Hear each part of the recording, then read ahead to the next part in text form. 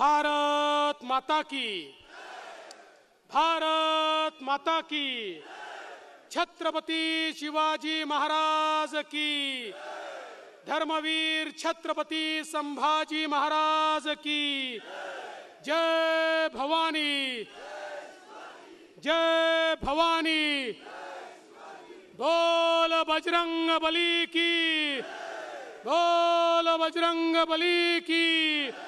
महामानव डॉक्टर बाबासाहेब आंबेडकरांचा, महामानव डॉक्टर बाबासाहेब आंबेडकरांचा जय श्रीराम, जय श्रीराम, जय लहूजी, जय लहूजी। सावरकरांचा, हिंदवी स्वराज्याचे सरसंस्थापक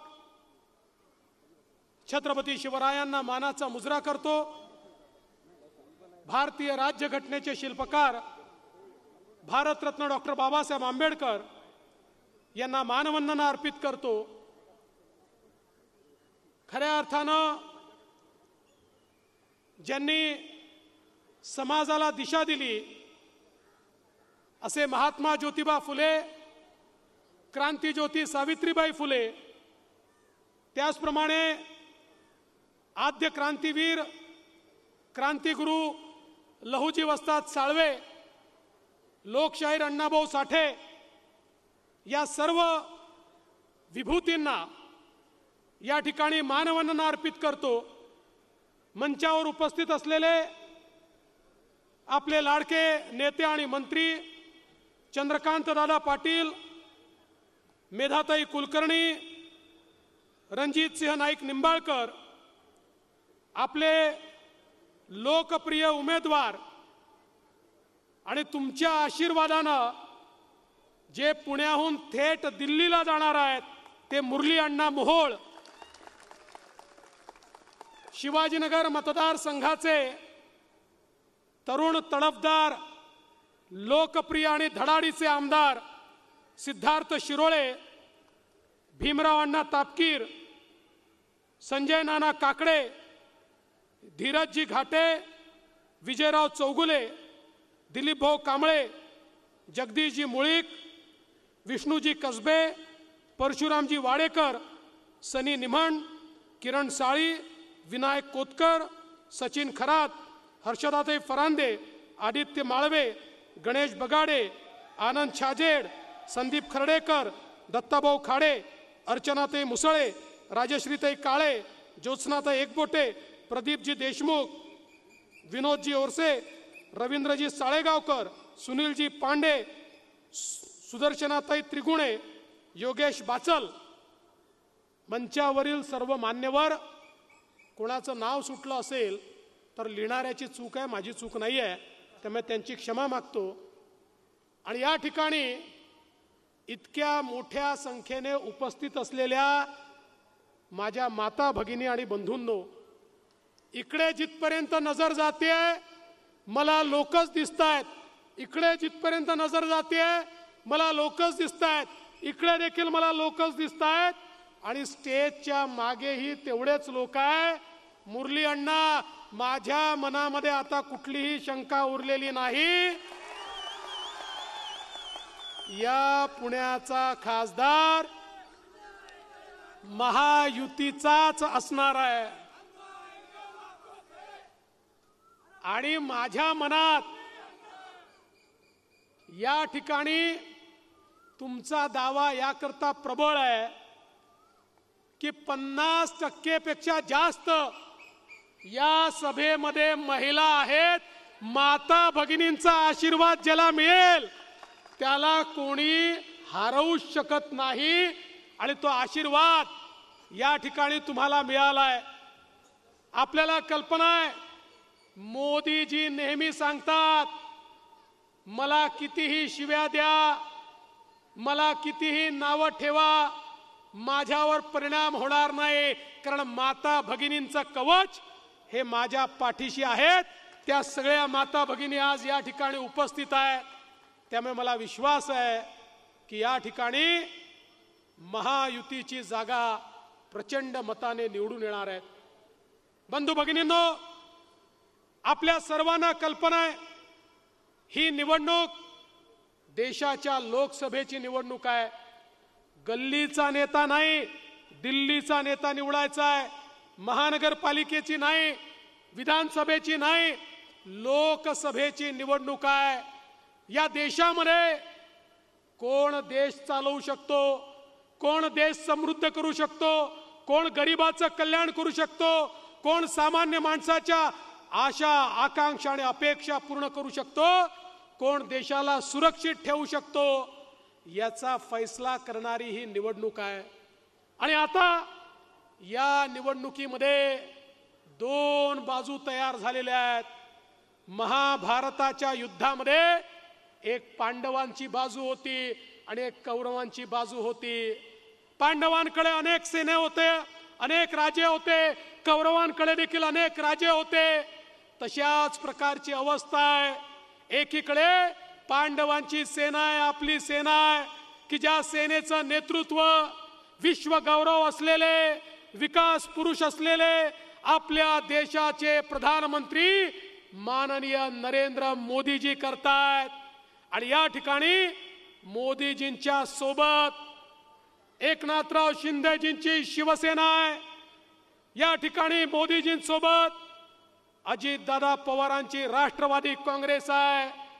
या ठिकाणी राज ठाकरेंची मनसे आहे, आठवले साहेबांची रिपाई आहे, या ठिकाणी पिरिपा आहे, या ठिकाणी जनसुराज्य आहे, या ठिकाणी शिवसंग्राम आहे, या ठिकाणी लहुजी शक्ती सेना आहे, या ठिकाणी खूप वेगवेगळ्या संघटना मिळून आपण एक प्रचंड मोठी अशा प्रकारची युती तयार केली आहे। दुसरीकडे कोण आहे? दुसरीकडे राहुल गांधी आहेत आणि राहुल गांधींच्या नेतृत्वामध्ये 24 पक्षांची खिचडी आहे। या ठिकाणी आपलं ठरलंय, आपलं सरकार येणार आणि मोदीजी प्रधानमंत्री होणार। पण त्यांना आम्ही विचारलं, अरे तुम्ही 24 पक्षाची खिचडी केली आहे, सांगा तुमचा नेता कोण आहे? ते नेता सांगू शकत नाही, त्यांच्याकडे नेताच नाही। शेवटी सकाळी 9 वाजता एक पोपट टीव्हीवर येतो, त्याला विचारलं तुमचा नेता कोण आहे म्हणून सांग। तो म्हणाला आमच्याकडे खूप नेते आहेत। म्हणाले मग प्रधानमंत्री कोण होईल? म्हणाले 5 वर्षात आम्ही 5 प्रधानमंत्री करू। मी म्हटलं चांगलं आहे, 5 वर्षात 5 प्रधानमंत्री कराल, मग पहिला प्रधानमंत्री कसा निवडाल? मग माझ्या लक्षात आलं हे लोक संगीत खुर्चीचा खेळ करतील। एक खुर्चीमध्ये ठेवतील, त्याच्या आजूबाजूला राहुल गांधी, उद्धव ठाकरे, अजून कोण स्टॅलिन, अजून कोण केजरीवाल, हे सगळे त्याच्या अवतीभोवती फिरतील। संगीत बंद झालं की जो पहिला खुर्चीवर बसला तो पहिला प्रधानमंत्री, मग पुढच्या वर्षी जो दुसरा बसला तो दुसरा प्रधानमंत्री, मग तिसऱ्या वर्षी तिसरा प्रधानमंत्री। यांना सांगितलं पाहिजे तुमच्या परिवाराची निवडणूक नाही आहे, तुमच्या परिवाराचा प्रमुख या ठिकाणी नेमायचा नाही आहे, तुमच्या खासगी उद्योगाचा प्रमुख नेमायचा नाही आहे, तुमच्या व्यवसायाचा प्रमुख नेमायचा नाही आहे। अरे 140 कोटीच्या देशाचा प्रमुख हा या ठिकाणी आपल्याला निवडायचा आहे। त्यामुळे हे जे 24 पक्ष आहेत, जे खेळखंडोबा या ठिकाणी करतायत, या पक्षांना नेता नाही, यांना नीती नाही, यांना नियत नाही, अशा प्रकारचे लोक एकत्रित आले आहेत। अरे आपल्या मोदीजींची युती कशी आहे, आपली महायुती कशी आहे? ही विकासाच्या गाडीसारखी आहे, विकासाच्या गाडीसारखी। आपले मोदीजी या गाडीचं इंजिन आहे आणि वेगवेगळे पक्ष या गाडीचे डब्बे आहेत। आणि आपल्या विकासाच्या गाडीमध्ये दीन, दलित, गोर, गरीब, आदिवासी, शेतकरी, शेतमजूर, महिला, अल्पसंख्याक, भटके, विमुक्त, ओबीसी सगळ्यांकरता जागा आहे। ही गाडी सगळ्यांना विकासाच्या गाडीत बसवून मोदीजीचं इंजिन सबका साथ सबका विकास म्हणत विकासाकडे घेऊन जातं। पण दुसरीकडे राहुल गांधींकडे काय अवस्था आहे? तिथे सगळे इंजिनच आहे, तिथे डब्बे नाहीच आहे. त्या ठिकाणी राहुल गांधी म्हणतात मी इंजिन आहे, उद्धव ठाकरे म्हणतात मी इंजिन आहे, शरद पवार म्हणतात मी इंजिन आहे, स्टॅलिन म्हणतो मी इंजिन आहे, लालू प्रसादचा पोरगा म्हणतो मी इंजिन आहे, मुलायम सिंगाचा पोरगा म्हणतो मी इंजिन आहे, ममता बॅनर्जी म्हणते मी इंजिन आहे, केजरीवाल म्हणतो मी इंजिन आहे. त्या ठिकाणी डब्बे नाही आहे, सगळे इंजिन आहेत. आणि बंधू भगिनींनो, इंजिन मध्ये बसायची जागा सामान्य माणसाला नसते. हे काही राज ठाकरेंचं इंजिन नाही आहे, ते आपल्या सोबत आहे. हे इंजिन असं आहे की ज्याच्यामध्ये केवळ ड्रायव्हरला बसायला जागा असते. या ठिकाणी राहुल गांधींच्या इंजिन मध्ये केवळ आणि केवळ सोनिया गांधी आणि प्रियंका गांधी करता जागा आहे. उद्धव ठाकरेंच्या इंजिन मध्ये फक्त आदित्य ठाकरेंकरता जागा आहे. शरद पवारांच्या इंजिन मध्ये फक्त सुप्रिया ताईंकरता जागा आहे. तुमच्या करता यांच्या इंजिन मध्ये जागा नाही आहे. पण ज्या क्षणी आपण कमळाचं बटन दाबू आणि मुरली अण्णांना निवडून देऊ, या पुण्याची बोगी थेट मोदीजींच्या इंजिनला लागेल आणि मग पुण्याला विकासापासनं कोणी थांबवू शकणार नाही.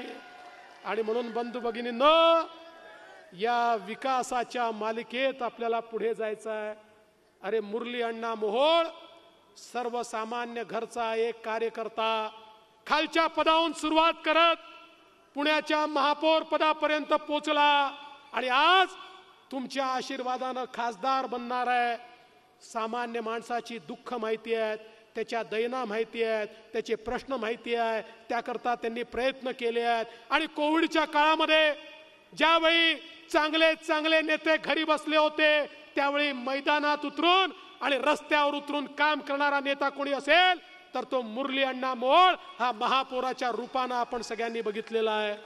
आणि म्हणून बंधू भगिनींनो, या ठिकाणी आज आपण पाहतोय या पुण्याचं चित्र बदलत आहे. गेल्या 10 वर्षात मोदीजींनी पुण्याचं चित्र बदललंय. पुण्यामध्ये आज मेट्रो आली, पुण्यामध्ये नदी सुधाराचा कार्यक्रम चाललाय, पुण्यामध्ये 20,000 आपण घरं बांधली, पुण्यामध्ये आज 24/7 पाण्याची योजना होते, सांडपाण्याच्या योजना होत आहेत, ट्रॅफिकच्या योजना होत आहेत, रस्त्यांच्या योजना होत आहेत. सर्वसामान्य माणसाच्या जीवनात परिवर्तन होईल अशा प्रकारे नवीन पुणे हे मोदीजींच्या नेतृत्वात तयार होत आहे. बंधू भगिनींनो, मोदीजींनी या देशामध्ये एक चमत्कार केला. काय चमत्कार केला? गेल्या 10 वर्षामध्ये मोदीजींनी या देशामध्ये 25 कोटी गरिबांना गरिबी रेषेतनं बाहेर काढलं. हा जगातला एक रेकॉर्ड आहे.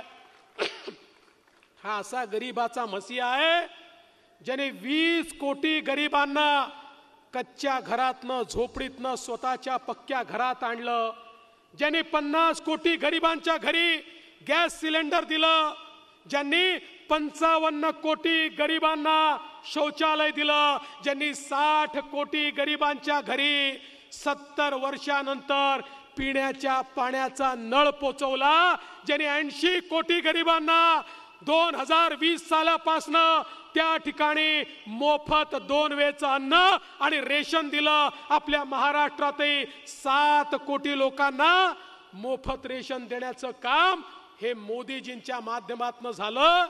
जवळजवळ 64 कोटी लोकांना 10 लाखापर्यंतचं लोन मुद्रा योजनेच्या अंतर्गत मोदीजींनी दिलं. 10 लाखाचं लोन देताना बिना तारण आणि बिना गॅरंटरचं दिलं. अरे पूर्वी जर कोणी त्या ठिकाणी बँकेत जायचा, बँकेचा मॅनेजर विचारायचा तुमच्याकडे तारण ठेवायला घर आहे का, जमीन आहे का, तुमच्याकडे कोणी सरकारी बाबू आहे का जो तुम्हाला गॅरंटी घेईल, नसेल तर बाहेरचा रस्ता दाखवायचा. मोदीजींनी सांगितलं या सगळ्यांची गॅरंटी मी घेतो आणि या ठिकाणी 64 कोटी लोकांना आपल्या पायावर उभं केलं. आणि आता तर 10 लाख नाही, 20 लाखापर्यंतचं लोन मोदीजी देणार आहेत. मोदीजींनी बचत गटाची एक योजना सुरू केली, एक आंदोलन चालवलं. देशामध्ये 80 लाख बचत गट तयार केले, 8 लाख कोटी रुपये त्याला दिले आणि त्यातनं 10 कोटी महिलांना कामाला लावलं.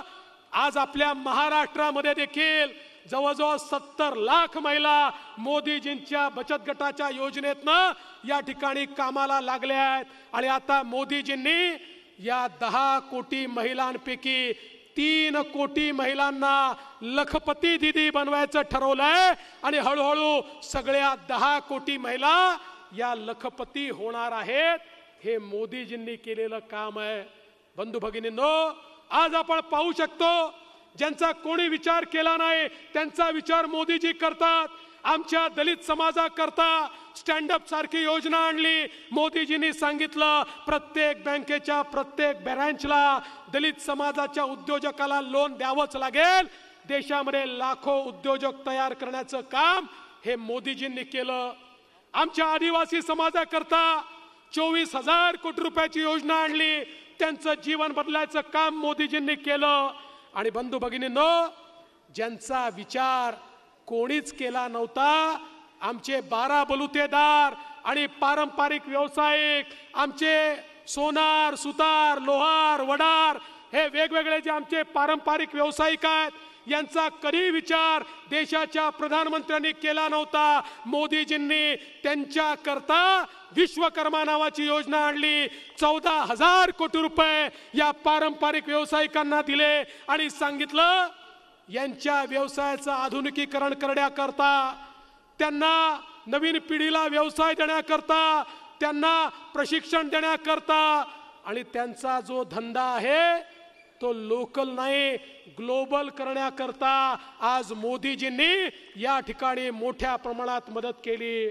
बंधू भगिनींनो, मोदीजी सामान्यातल्या सामान्य माणसाचा विचार करतात.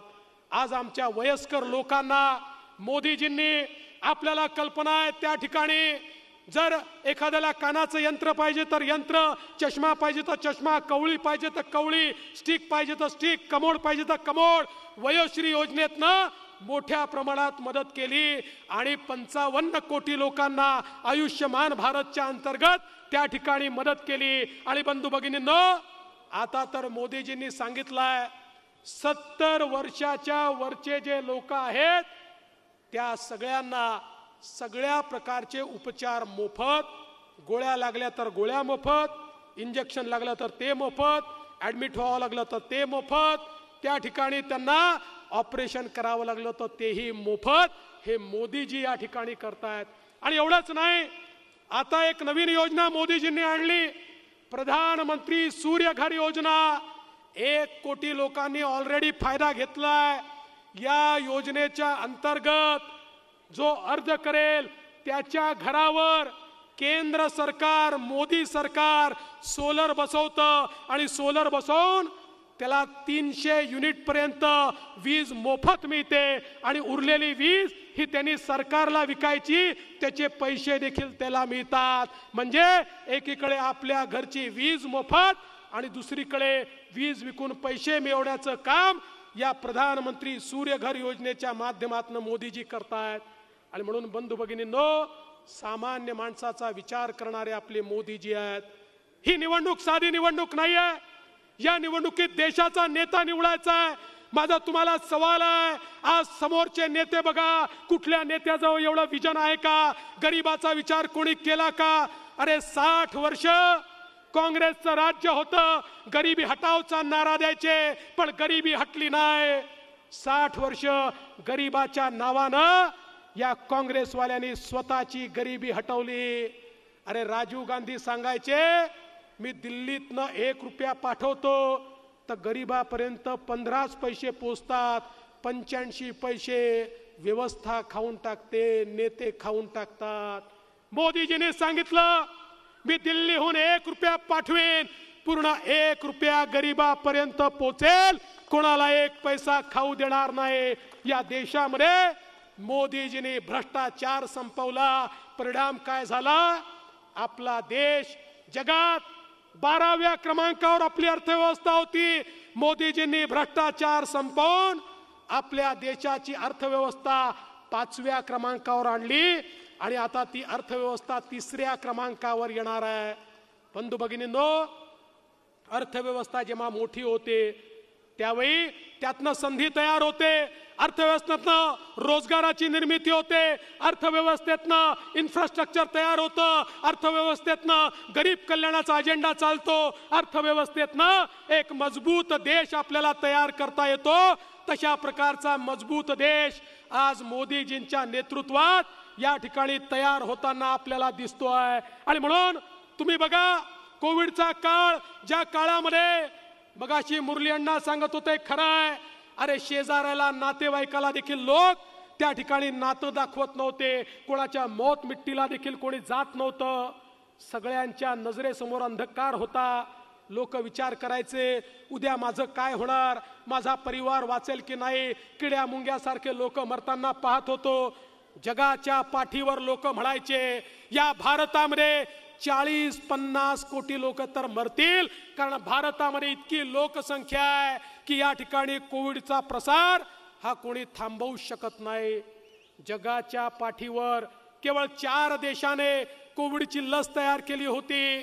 ते वाट पाहत होते, भारत आपल्याकडे येऊन भीक मागेल, पण मोदीजींना माहिती होतं यांना भीक मागितली तरी आपल्याला लस देणार नाहीत. हे पहिले स्वतःच्या नागरिकांना लस लावतील, त्यानंतर आपल्याला लस देतील. आणि मोदीजींनी या भारतातले शास्त्रज्ञ एकत्रित केले, त्यांना रिसोर्सेस दिले, रॉ मटेरियल दिलं. अनेक रॉ मटेरियल असं होतं जे विदेशात होतं, जे त्या ठिकाणी मोदीजींनी मिळवलं. आणि आपल्या भारतामध्ये आणि या पुण्यामध्ये कोविडची लस ही मोदीजींनी तयार करून घेतली. आणि 140 कोटी लोकांना कोविडची लस ही विनामूल्य त्या ठिकाणी आपल्याला दिली. मिळाली ना तुम्हाला लस? ज्याला मिळाली हात वर करा. कोणाकोणाला लस मिळाली? सगळ्यांना या ठिकाणी कोविडची लस मिळाली. आज आपण जिवंत आहोत कारण मोदीजींनी कोविडची लस आपल्यापर्यंत पोहोचवली. बंधू भगिनींनो, आणि आपल्यालाच दिली असं नाही. मी मॉरिशस मध्ये गेलो होतो, त्या ठिकाणच्या मराठी मंडळींनी मॉरिशस मध्ये छत्रपती शिवरायांच्या पुतळ्याचं उद्घाटन ठेवलं होतं. ते उद्घाटन मी केलं आणि ते उद्घाटन करून त्या ठिकाणी मी मॉरिशसच्या राष्ट्रपतींना भेटायला गेलो. आफ्रिकन ओरिजिनचे राष्ट्रपती होते. त्यांना भेटल्यावर ते म्हणाले, फडणवीसजी तुम्ही या ठिकाणी माझे धन्यवाद मोदीजींना द्या. म्हटलं कशा करता धन्यवाद? ते म्हणाले, माझा मॉरिशस आज जिवंत आहे कारण कोविडच्या काळात मोदीजींनी आम्हाला कोविडची लस दिली, नाहीतर माझा मॉरिशस बेचिराख झाला असता.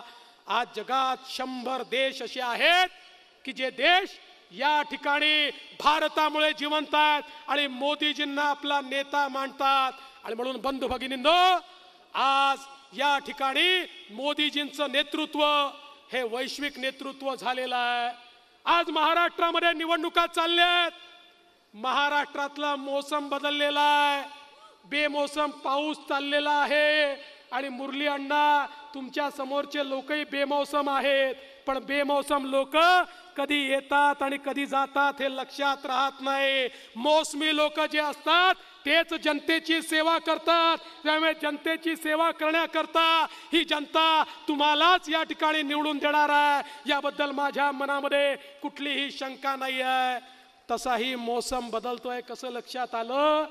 पवार साहेब म्हणाले बारामतीच्या निवडणुकीनंतर, या ठिकाणी नाना, बारामतीच्या निवडणुकीनंतर पवार साहेब म्हणाले, त्यांच्या लक्षात आलं बारामतीचं काही खरं नाही. पवार साहेब म्हणाले 4 जून नंतर प्रादेशिक पक्ष काँग्रेसमध्ये विलीन होतील. आता पवार साहेबांचा इतिहास ज्यांना माहिती असेल, 4 वेळा जेव्हा जेव्हा त्यांचा पक्ष रसातळाला जातो ते काँग्रेसमध्ये जातात आणि मग परत मजबूत होऊन बाहेर येतात. आता ते काँग्रेसमध्ये जाण्याची गोष्ट करतायत. याचा अर्थ हे ठरलेला आहे की त्यांचा पक्ष रसातळाला गेलाय. पण त्यांना हे देखील माहिती आहे काँग्रेस ही डुबती नाव आहे. अरे काँग्रेस 40 जागा देशात आणू शकत नाही अशी काँग्रेसची स्थिती आहे. आणि म्हणून बंधू भगिनींनो, या देशामध्ये मोदीजींना प्रधानमंत्री करण्याकरता येत्या 13 तारखेला आपल्या सगळ्यांना सजग व्हायचं आहे. आपल्याला कल्पना आहे हे सरकार देशातलं असेल, राज्यातलं असेल, तुमची सेवा करणारं सरकार आहे. आणि याच सरकारने लहुजी वस्ताद साळवे यांचं स्मारक करण्याकरता त्या ठिकाणी सुरुवात केली. हे तेच सरकार आहे ज्यांनी मारुती माने वडार महामंडळ तयार केलं आणि संपूर्ण वडार समाजाला या ठिकाणी विजयराव चौगुलेंना माहिती आहे, अलगुरेजींना माहिती आहे, या ठिकाणी वडार समाजाच्या पाठीशी उभं राहणारं सरकार 60 वर्षानंतर कुठलं असेल तर ते हेच सरकार आहे. सर्व लोकांच्या पाठीशी उभं राहणारं हेच सरकार आहे. आणि म्हणून येत्या 13 तारखेला ज्यावेळी कमळाचं बटन तुम्ही दाबाल, मत तर मुरली अण्णांना मिळेल, पण तुमचा आशीर्वाद मोदीजींना मिळेल. मोदीजींना पुन्हा प्रधानमंत्री करण्याकरता बंधू भगिनींनो, यावेळेचं मतदान हे भाजपा करता नाही आहे, यावेळेचं मतदान हे भारताकरता मतदान आहे. आणि म्हणून भारताकरता मतदान करण्याकरता येत्या 13 तारखेला मुरली अण्णांचं कमळ दाबून या ठिकाणी प्रचंड मोठा विजय मिळवा एवढीच विनंती करतो आणि थांबतो. जय हिंद, जय महाराष्ट्र, छत्रपती शिवाजी.